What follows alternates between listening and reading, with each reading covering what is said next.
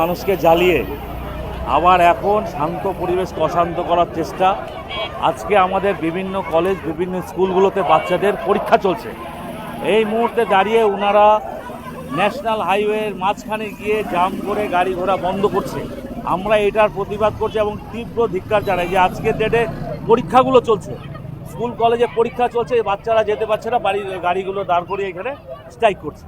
আমরা তার প্রতিবাদ করে এখানে আমরা পুলিশ প্রশাসন আছে, এখানে আছে সবাই, আমরা রাস্তাটা খোলার চেষ্টা করলাম যে রাস্তা ওপেন থাকবে। আমাদের নেত্রী মমতা বন্দ্যোপাধ্যায় সরকার গঠন করার পরে বলেছে আমরা কোনো রকম বন্ধকে প্রশ্রয় দিই না। হ্যাঁ, অবশ্যই সেন্ট্রাল গভর্নমেন্টের এগেনস্ট ইস্যু, কিন্তু তারপরেও বন্দি হয় সর্বনাশা কর্মনাশা বন্ধ। মানুষের বেকারত্ব সংখ্যা এমনি বাড়ছে, তার মধ্যে এই বন্ধ আরও মানুষকে ক্ষতিগ্রস্ত করবে, মানুষ অনেক ক্ষতির মুখে পড়বে। দাদাগিরি বেশি দিন চলবে না, দিন শেষ। এদের শেষের শুরু হয়ে গেছে। 8 ঘন্টা কাজ 10.5 ঘন্টা তৃণমূল সরকার মেনে নিয়েছে এবং এর আমরা তীব্র ভাষায় প্রতিবাদ করছি। শ্রমিকরা রাস্তায় আছে, আরও শ্রমিকরা আসছে, স্বতঃস্ফূর্তভাবে বন্ধ হচ্ছে। কিছু গাড়ি জোর করে পুলিশ দিয়ে দাদাগিরি করে চালানোর চেষ্টা, এটা তৃণমূলের মস্তানি দাদাগিরি। এর বিরুদ্ধে শ্রমিকরা মুক্তর জবাব দিয়েছে, মহিলারা মুক্তর জবাব দিয়েছে। বন্ধ সাকসেস।